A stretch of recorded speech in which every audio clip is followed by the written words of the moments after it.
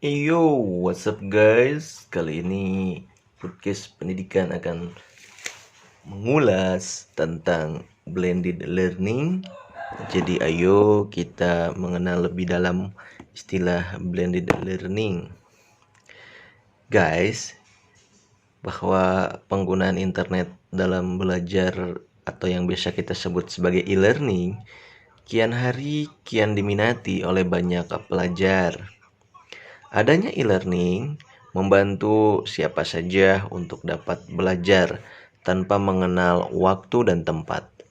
Namun, bagi beberapa pelajar masih tetap membutuhkan pertemuan tatap muka di kelas untuk membahas dan melengkapi proses belajar yang sudah dilalui melalui internet.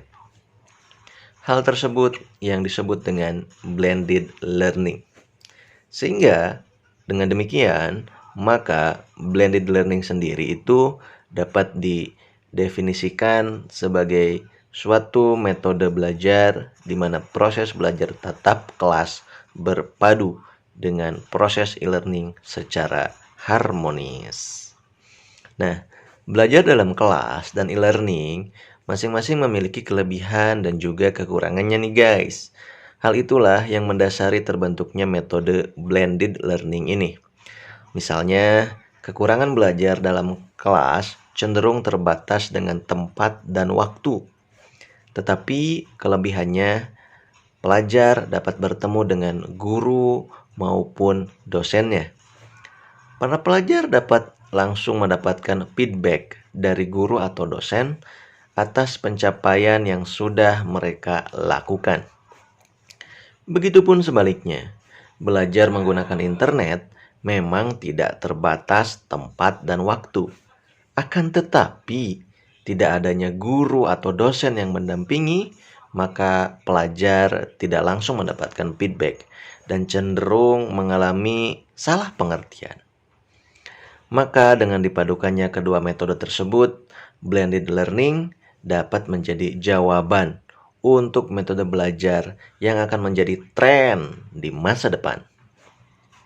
Nah guys, dilansir dari beberapa sumber, blended learning dapat memberikan keuntungan dalam belajar. Sebagai contohnya, keuntungan-keuntungan yang dapat diperoleh dari blended learning ini, yang pertama adalah fleksibel. Nah, dengan menggunakan blended learning, pelajar tidak harus setiap hari datang ke kelas. Belajar bisa dilakukan melalui internet. Lalu satu hari dalam satu minggu ada pertemuan dengan guru atau dosen di kelas untuk mendapatkan feedback atas apa yang sudah dipelajari. Kedua, keuntungan dari blended learning adalah hemat biaya dan waktu. Menggunakan metode blended learning lebih menghemat biaya dan waktu guys. Belajar menggunakan internet tidak harus memiliki buku fisik karena materi sudah ada secara online dan belajar hanya tinggal mengunduh saja. Selain itu, pelajar bisa menghemat waktu karena tidak perlu mengeluarkan biaya untuk datang ke sekolah atau kampus.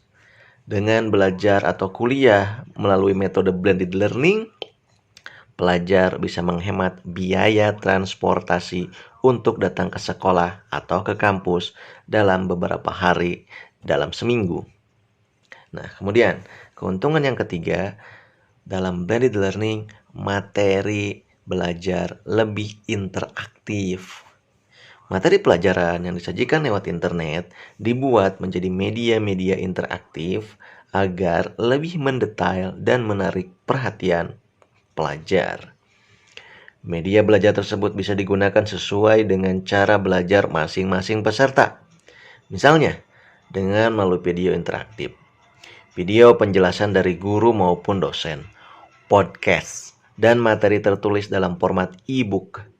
Semua ini ditambah lagi dengan berbagai live session, online chat dengan guru maupun dosen, dan berbagai dukungan teknologi lainnya. Kemudian, keuntungan berikutnya dari blended learning adalah efektif dan efisien. Setiap pelajar memiliki cara belajar yang berbeda antara satu dan yang lain. Ada peserta atau pelajar yang nyaman belajar di pagi hari, ada yang nyamannya belajar di sore hari, atau bahkan belajar di malam hari sambil bersantai dan mendengarkan musik. Ada juga pelajar yang lebih nyaman belajar di kamar sendiri, di warung kopi, dan di ruang kelas. Dengan begitu, menggunakan metode blended learning ini, pelajar dapat mengatur sendiri waktu dan tempat belajarnya. Nah, melihat dari deskripsi tentang blended learning secara singkat ini, betapa blended learning ini menyenangkan bukan?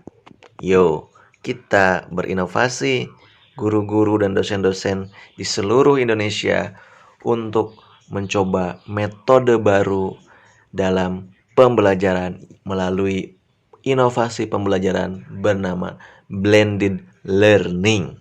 Sampai jumpa lagi Sobat Pendidikan di podcast pendidikan berikutnya.